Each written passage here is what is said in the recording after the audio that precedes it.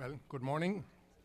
First of all, I would like to thank the Latin American program of the Wilson Center for the opportunity to be here today, and especially its director, Cynthia Arnson, who has done so much to position the LAP as Washington's premier platform on Latin America.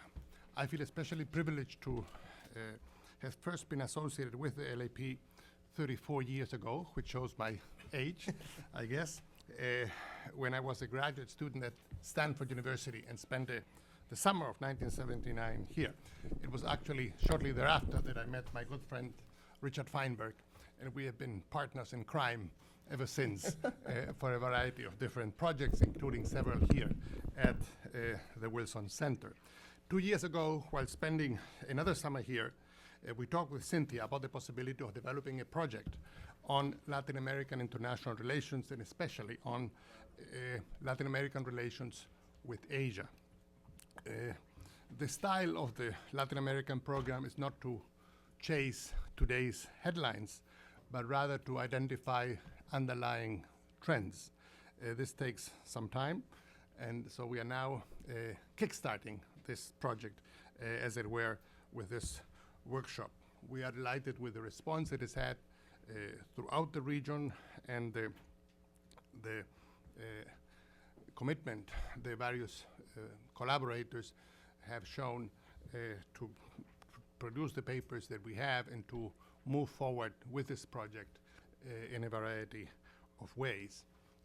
We do not have a lot of time, so I will only make a few key points. You have heard the numbers. It is not easy to follow when the president of the IDB speaks, and you have heard a lot of numbers. So rather than focus on the numbers, I will try to highlight a few vignettes, as it were, a few developments that underscore as well how significant the relationship between Asia and Latin America has turned out to be. The first I would like to address is what Enrique Iglesias, another at this time former president of the IDB, has called the Latin American moment. He says the region is undergoing a very special moment at a time with many parts of the world have wars, all sorts of crises, all sorts of difficulties. Latin America is in a position of peace, of democracy, of prosperity.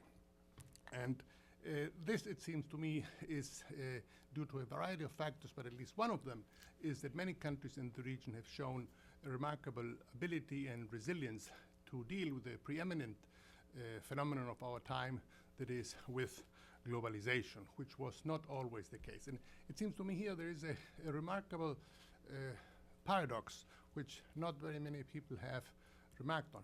And this is the following. This classic dependence of Latin America on commodity exports and on boom and bust has been, of course, a constant in the 200 years of the region's independent history.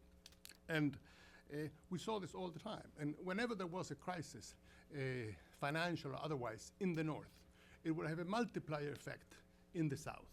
We saw it with the Great Depression in the 1930s, which ironically had a much more severe effect, for example, in my own country, in Chile, than it did in the United States, where it originated. We saw it again in the 1980s, when a rise in interest in the United States generated a 10-year debt crisis, the so-called lost decade in Latin America. And you would think that with globalization, that is, with an increased flow in trade and investment and all sorts of things across borders, this vulnerability that had been such a classic feature of Latin America would increase even more, and that Latin America would even be more vulnerable to the vagaries of the world economy. So, fast forward, we reach the so-called Great Recession of 2008-2009. What happened? Well, if you take out the case of Mexico, in 2009, the rest of Latin America would have had positive growth at a time of the worst economic crisis in 80 years now. What lies behind this? Well, I would argue that one of the things that lies behind it is this relationship between Latin America and Asia, and the much sounder macroeconomic management that we have had in the region over the past decade or so. And the two are closely related. Trade with Asia and the more resources that has meant has been able, that Latin America has been able to pay down its debt, has been able to put its finances in order and be able to look forward to a better future. So that's the number one thing. As one noted economist put it, 2008, 2009 was the first time in 200 years that Latin America was able to withstand a crisis from the north in a way that did not have the sort of impact it had ever before. So that's the first point.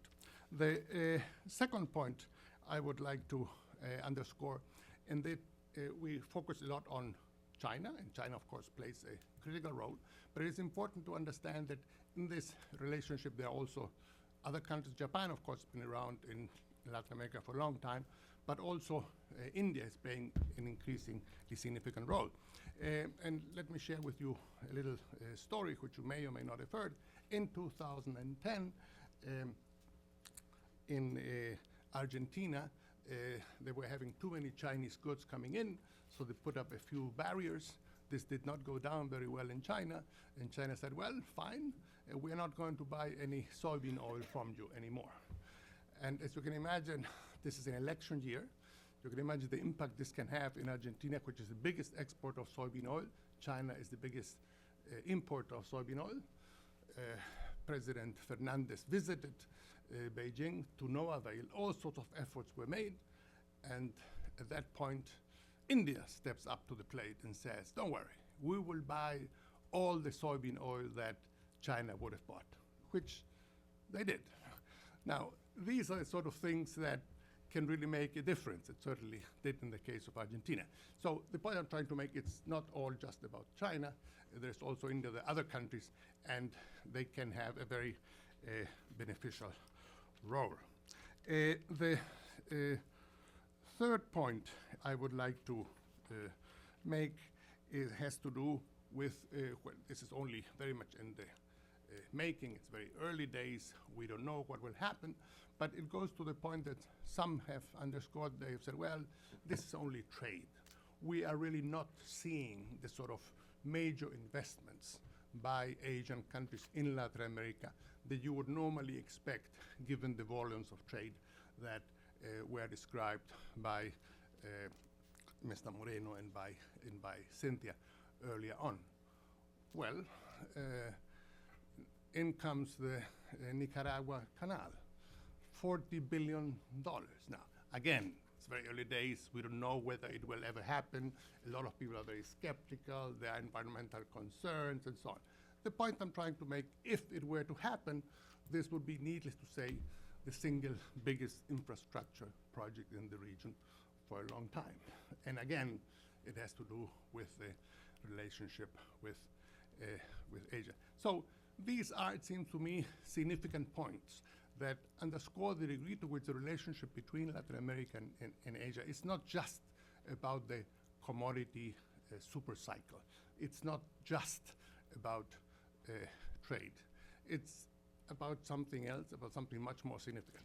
And it seems to me that we haven't necessarily given the necessary thought to it. David Schomburg, noted China scholar at George Washington University, some of you may know him. He has just brought out a big book, very interesting, fascinating book. It's called China Goes Global. And in that book, he did a lot of research on the relationship of China with many countries around the world, many regions around the world. I found fascinating reading his section on Latin America, where he went to Brazil, went to Chile, went to a number of countries, and interviewed foreign ministry officials and treasury officials and so on, and asked them, said, what is your China strategy? And the way he describes the answer of these various officials was, well, we buy and sell. And it seems to me there's a profound truth in there. We have to take this a bit further. Otherwise, it seems to me, we will not be able to make the most of the remarkable opportunity that this offers. So, without further ado, I will leave with you my good friend and partner in crime, Richard Feinberg, who is one of the people who knows the most about sort of both sides of the Pacific, something he has been working on for a long time. Richard is in many ways the ultimate Washington insider, based in San Diego, of course. But he has been with the Overseas Development Council, of course, with the Wilson Center, in the State Department, and with President Clinton's White House, where some say he came up with the notion of the summits of the Americas. So, with you, Richard Feinberg. Thank you very much. Thank you very much, Jorge. Thank you very much, Cindy, for your awesome leadership on this project, as in so many other important programs that occur here at the Woodrow Wilson Center. Cindy asked me to basically do a scene setter here to lay out some of the broad themes in the trade area. We've already heard a lot of this from President Moreno and from Jorge. I'll give you some of the basic data, but I'll also try to go in depth into a couple of specific issues. So as already been pointed out, Asia was not unknown to Latin America over the centuries. There were galleons that went back and forth from the Philippines, as President Moreno had said. And Chile, of course, routinely supplied Japan with copper for many decades as well. But that shouldn't lead us to not see clearly discontinuity here. This is a major new development of historic proportions, the link now between Asia and Latin America. We never saw anything like this before. And we can see the trends here, how rapidly this occurred within one decade. Total trade with Latin America going from small amounts to the very large numbers that we've heard today. We've also seen that there was a change in the country composition of this trade, which is that here we see that China, initially it was Japan, had the lead, the most important country for trade with Latin America in Asia, but in 2002 the lines crossed and China has really taken off. We shouldn't lose sight of the fact, though, that's already been emphasized, I think, by President Moreno, that there is trade with other regions of Asia, including ASEAN, not insignificant, and also Korea and Taiwan. And then ASEAN we can disaggregate. But these are transformations of absolutely historic proportions. Sometimes it's said that the United States has somehow disappeared from the scene. I think it's a mistake to see it that way. Overall, what happened is that Latin American export earnings have grown dramatically on a worldwide scale. Awesome developments, I mean, that we've never seen before. You know, over the decades, we all bemoaned Latin America can't export, what's wrong? All of those concerns erased dramatically in what's happened over the last 10 years. So Latin American exports to the world booming from 200 billion up to close to $1 trillion now, dramatic to all, increasing to all regions. Now in the U.S. side, so also a big increase from 196 billion to 347 billion, a huge increase, but overshadowed by the boom with Asia. Therefore, U.S. market share declines, but in terms of actual volume, still up very dramatically. Now, the controversial point that's already been alluded to here is the commodity composition. And here what we see is that Latin American exports in blue, primarily agriculture and minerals and ores, whereas the imports, red, manufacturing, looking very traditional. Is this something we should be worried about? Is Latin America just a big farm and a big ditch?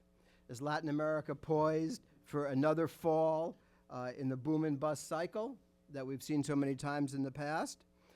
Is Latin America going through a period of reprimarization in which we just, as I said, just as a farm and a mine? There's no doubt that the exports of primary products as a share of total exports have risen dramatically. For example, Brazil, 40%, up from 20%. For Chile, up from 23% to a third and more. For Colombia, Peru, etc. Big increase as a percentage of total trade in commodities over the last 10 years or so. Should we be worried about this? Is this back to the future? And I argue in my paper, no, not back to the future. And I suggest 3 reasons. One, as President Moreno hinted at, commodity prices may go up and down a bit, but basically they're not going to collapse. That there's a floor under them, driven by massive demand. If China moves 250 million people into cities, think of what that means for the requirements for copper, iron ore, etc. So you're not likely to see the boom and bust cycle that you saw historically. Second difference from the past is that Latin American governments are behaving differently. Latin American governments, we have enough of a historical perspective here, Jorge, to know how much the quality of governance in many countries in Latin America today, much better than it was, say, during the 60s previous commodity boom. Also, a number of governments are spending the surge in fiscal revenues on expanding public social services and on direct transfers to the poor. As a result of this attention to the region's long-standing social deficit, Latin America has raised millions out of poverty and out of extreme poverty. And the distribution of income, long the bane of discussions about Latin America in groups like this, is improving. More to be done, but definitely improving. As a result of these social trends, governments in Latin America are more legitimate and are more stable today than they were in general. This redistributive extractivism, if you will, a form of resource-based populism, not totally unprecedented in Latin America, but it's more widespread and is having greater social impact than during early commodity booms. So we have different and better public policies. And the third reason we're not just returning to the future is that, whereas it's true that raw materials have dominated the surge in exports to Asia, Latin America manufacturing exports have also been growing to the region from a small base, but now up to some $14 billion and account for 10% of Latin American exports to Asia. These are positive trends that are often overlooked by the deindustrialization pessimists who paint the Asia connection as in overwhelmingly dire colors. Therefore, this initial demonstration of Latin America's ability to export manufacturers to the region is a reason for confidence. Sí se puede. Latin America clearly needs to do more, but can do more. So we're not just going back to the past. Now let's look at some of the issues of trade balances. Should we be worried about intra-regional trade balances? You hear a lot, oh, it's terrible, it's negative trade balances. This is really bad stuff. Well, if we break it down by country, and here, anytime you talk about Latin American trade trends, terrible. You've got to take Mexico out. Mexico totally overshadows the rest of the region because of the dramatic trade between the United States and Mexico, and that skews any discussion of Latin America as a whole. You've got to remove Mexico out, or better said, perhaps disaggregate among countries. And if you do that, you'll see that the deficit in trade between Asia and Latin America is solely about Mexico. If you look at the other countries, we actually see in 2011, Brazil, positive trade balance. Chile, positive trade balance. Other countries just slightly negative. But Mexico, woo, really in the red. Now, should we be worried about that? Those of us who do international relations, of course, know that realism is way behind the times. We can't talk about countries and states as though they're the main unit of analysis in international trade policy, right? We have to see value chains. We have to see triangular trade, and that's what's going on here. That Asian firms and other firms have invested in Mexico, mainly in northern Mexico. So you see Sony, Kyocera, Samsung, LG, Lenovo, Huawei. They import component products from Asia, hence the negative. But what do they do with those assembled products? sell them into the U.S. market for the most part out of Mexico. So it's triangular trade. Mexican trade, very negative with Asia, very positive. Mexico running a huge trade balance. We don't, those of us who supported NAFTA don't want to talk about that too much in the United States, right? But Mexico has a huge trade surplus with the United States. But that's just the counterpart of their red ink with Asia. Well, we have to understand this as global supply chains and a triangular trade. We cannot understand Mexican trade as a unit of analysis looking solely at their trade with Asia is the import components that are necessary for their trade surplus with the United States.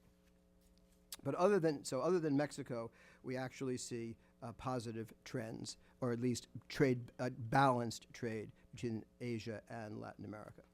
Now, let me drill down a little bit and distinguish within Latin America, because we know Latin America is a very big place with very different countries, very heterogeneous, more heterogeneous every day, actually, and in all things, not just in trade policy. So let me suggest three models or types of trade relations with Asia.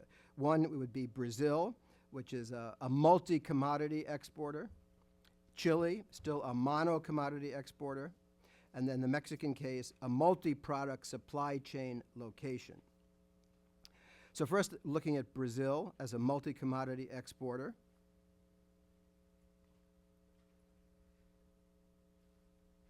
We see here that Brazil, although the word commodity exporter may make it sound like, oh, it's just one commodity or some homogeneous commodity. Actually, Brazil is not dependent upon a single monoproduct.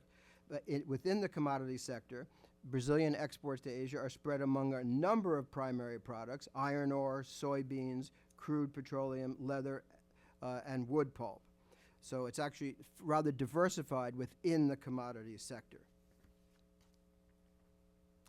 But Brazil has also been able to do some exporting manufacturers from a mere 1 billion in 2000 up to over 7 billion in 2011, that these value-added products were spread among China, Korea, but also ASEAN, and particularly to Singapore. So we see actually diversified both products and markets, as I believe the paper by Adriana Abdenur will correctly bring to our attention later in the day.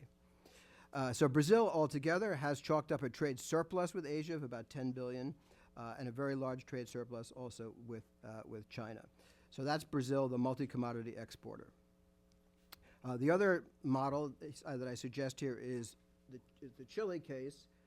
Chile, we see, well, there's that one big line up there, and that's all about copper. Who would have thought that copper would be such a winner of a product?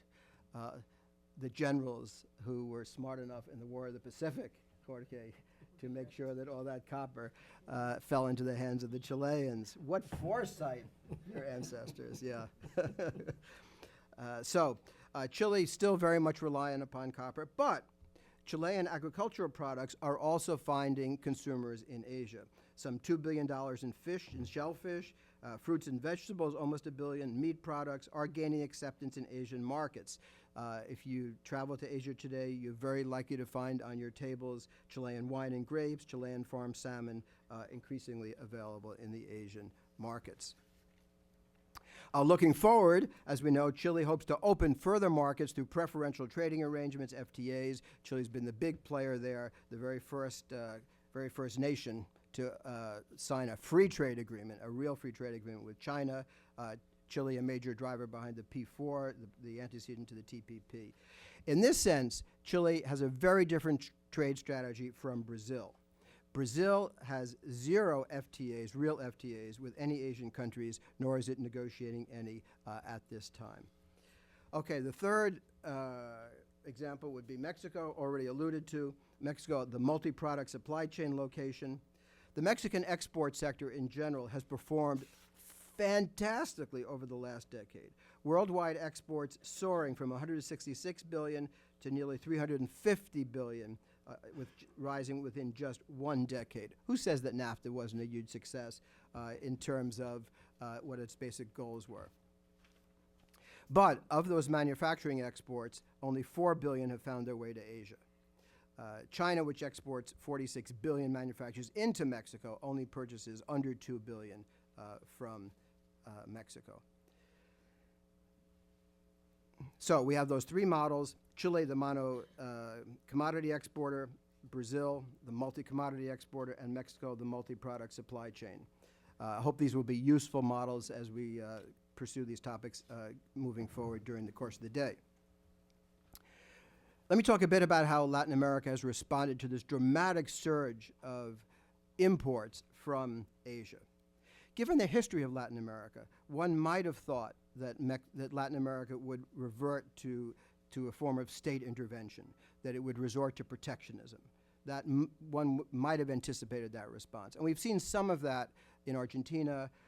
One could argue about Brazil's policies, but on the whole, not. On the whole, the region has remained very open. And let me suggest why that's been the case, because I don't think we should take it for granted. I'm going to suggest 7 reasons why it's been the case. First, Latin America has done very well over the past 15 years on the whole, and in a period of sustained growth, rising real wages, falling unemployment, protectionist pressures are less likely in a period of general prosperity. Second reason is that despite the surge in Asian imports, the trade account of Latin America, again excluding Mexico, was basically in balance. And there are many winners in that balanced trade, including very powerful, politically powerful mining and agricultural interests who lobby on behalf of freer trade. Third reason for the not protectionism is that among the other big winners were governments. That is to say, the treasuries themselves were fattened by the resulting fiscal revenues. And so rather than resort to protectionism, the governments preferred to engage in this redistributive extractivism, using some of those very welcome revenues to fund the social programs upon which their political fortunes depended. Fourth reason, as an academic, I believe that ideas matter. And the dominant ideas in the region during this period were pro-free trade, particularly in those countries that were most harmed by the import surge, Mexico and Central America, that you might have thought would have reverted to protectionism. But public policy was safely in the hands of free market advocates who in fact were engaged in strategic exercises of opening, not closing their economies. Fifth reason, among other sectors gaining from the import surges were the importers, the retailers, consumers, and also their political representatives, gaining dramatically. Their real wages, their real incomes were rising. And the imports from Asia, not all of them have been actually recorded in the statistics. There's a lot of illegal imports. And just as an example of that, I like to bring examples. I show you this tie, which I purchased in a shopping mall in Managua, Nicaragua. It says all silk, undoubtedly made in China.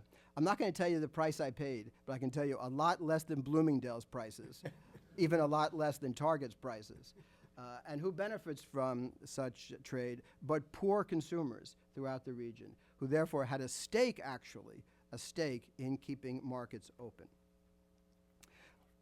Well, another reason was the international politics. The country that might have taken the lead in protectionism, Brazil, a BRIC country. Who else is it in the BRICS? What's the other country that bookends the BRICS? Brazil, China. So with that sort of alliance structure in mind, Brazil was not going to lead a charge against a surge of exports out of China. And then finally, the seventh reason, the international financial institutions, of course, very pro-free trade, and many countries were engaged with the IFIs. So those are 7 reasons why, despite what one might have expected based on historical trends, Latin America did not resort to protectionism. Rather, and this would be my last point, Latin America has decided, rather than be defensive, to try to take the offense. And the offensive strategy to respond to the surge of imports from Asia has a number of components. I'm sure we'll be talking a lot about one of them today, which is the signing free trade agreements like crazy among themselves and with various Asian countries, sometimes in groups. We've already heard a fair amount. Latin America a very, I would say, very varied and sophisticated strategy, working as some of you may have heard the former president of the World Bank, Bob Zoellick, talk yesterday about how the United States needs to work at 3 levels: bilateral, regional, and global in its trade policies. Many Latin American countries do that, as a matter of course, work at those 3 levels. And so we see Latin America active in in the WTO, in APEC, some countries, at the bilateral level with FTAs, and now at the regional or sub-regional level, the TPOR, the Trans-Pacific Partnership that I'm sure we'll be talking a lot about, the Pacific Alliance, which is all the buzz now, and we'll talk a lot about that. Just to mention briefly that all of this trade activism, there's one country largely absent, and that is Brazil. And so I think, again, Adriana will talk to this point. Is this putting pressure on Brazil to rethink its international trade strategies? The idea is not to isolate Brazil. The idea is to alter Brazil's policies so that they join in this game of trade liberalization. Now, as we know, the liberalization of markets opens opportunities, but businesses must be competitive to compete the final sale, and many papers will emphasize this. To varying degrees, governments are or should be undertaking various structural reforms, trying to raise savings and investment rates, upgrading educational systems, transport infrastructure, generally improving the business climate, addressing the many issues that still remain of inequality through fiscal, educational reforms, trying to insert SMEs into value chains. Again, we'll hear more about that from, I know, Marcos Robledo and Enrique Dussel will be addressing those important issues going forward. This issue of competitiveness is particularly important in those countries that are now suffering from overvalued exchange rates, notably in Brazil and in Chile. They must make progress on productivity if they are going to remain competitive despite overvalued exchange rates. Just to wrap up, my paper focused on trade policies. A next big chapter in the Asia-Latin American relationship will undoubtedly be investment flows moving in both directions. That's a topic for further discussion. So in conclusion, this Latin American-Asian engagement is of world historic importance. It's still in its early stages, but there is no doubt that it will both widen and deepen in the years and decades ahead. Jorge, thank you very much. Thank you.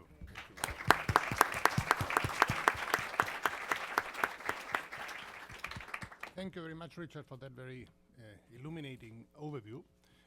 Your story about Latin American export promotion efforts in Asia reminded me of the year 2003 when I went to Delhi as Chile's ambassador there. I was given some very good advice, including by Ambassador Carlos Portales, who was then Director General of the Foreign Ministry, and some other types of advice as well.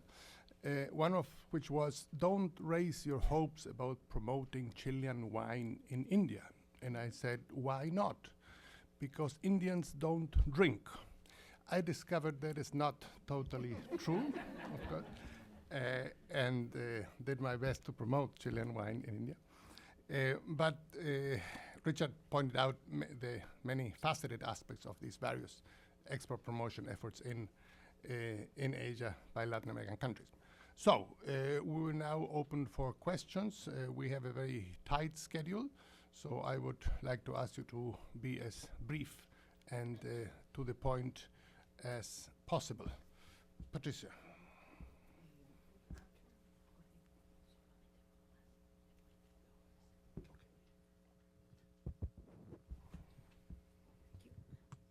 Thanks very much to both of you.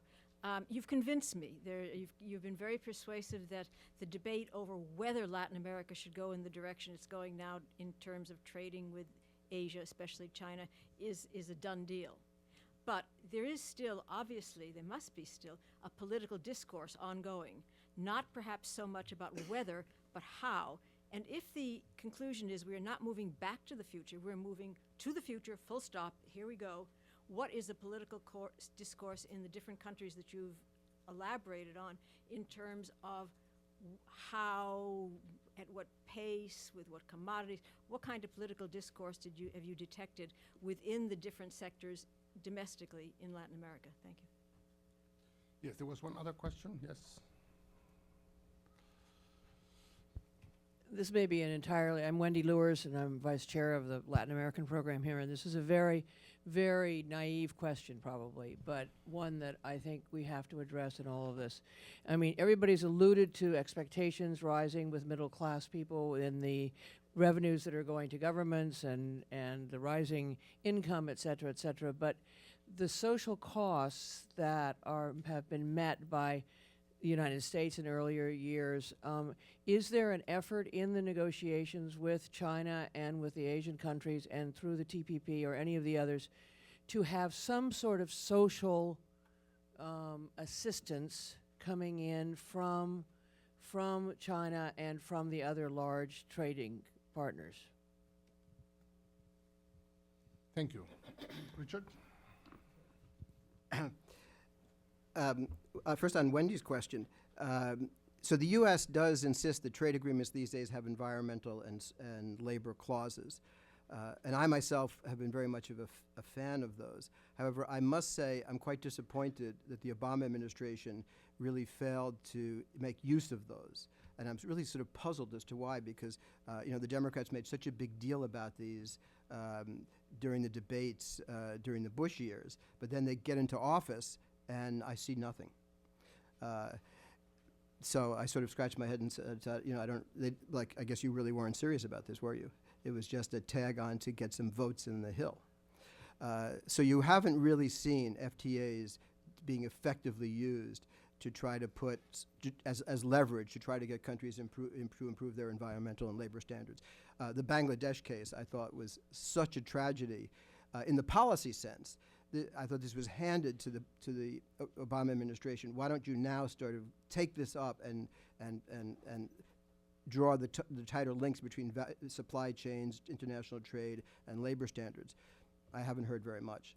So the Asians are even less interested in linking trade and social issues, I'm afraid to say. Now, what you do see is technical assistance. So the Asian Development Bank, the Inter-American Development Bank, in the context of APEC, for example, they will talk about extending various forms of technical assistance to assist firms, SMEs in particular, to participate in value chains in international trading opportunities. So you do see that approach on the productive side, but you don't see very much effective addressing, in my view, on the sustainability side. I personally think that corporate responsibility is a huge window that could be used to address some of the issues that companies need to think about their various forms of responsibility. And you see a little bit of that at the margins of in some of these institutions, but I haven't seen them really put that issue and that important opportunity at center stage. I'd like to see more of that. I think in terms of political discourse, we'll hear more about that during the course of the discussions today, I think. It varies a lot from country to country.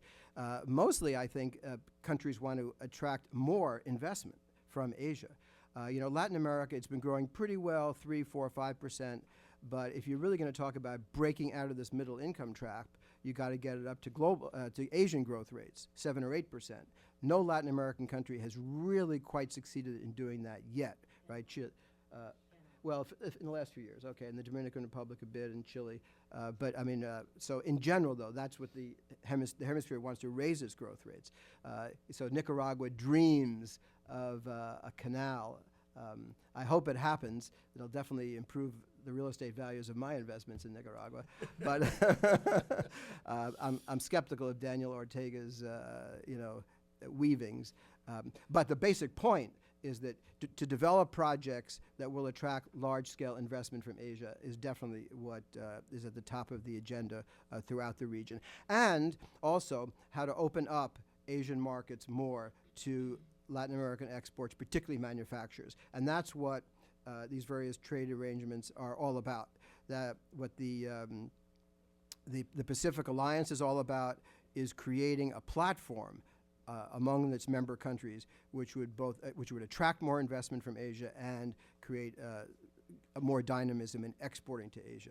So the idea is to pry open Asian markets and improve the capacity of Latin American countries to participate in global value supply chains.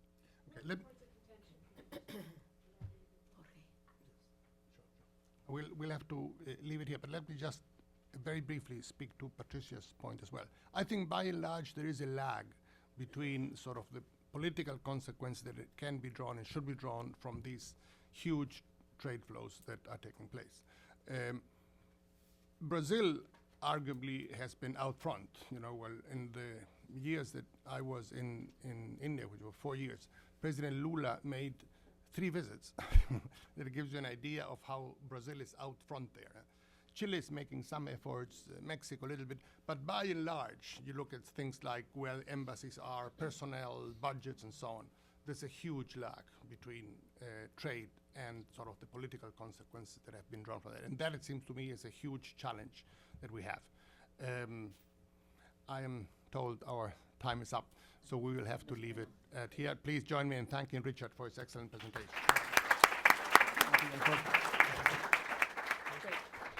While we invite the next panel to come and take their places and bring their name tags, I'd simply like to say that the panelists today have all prepared very substantial papers.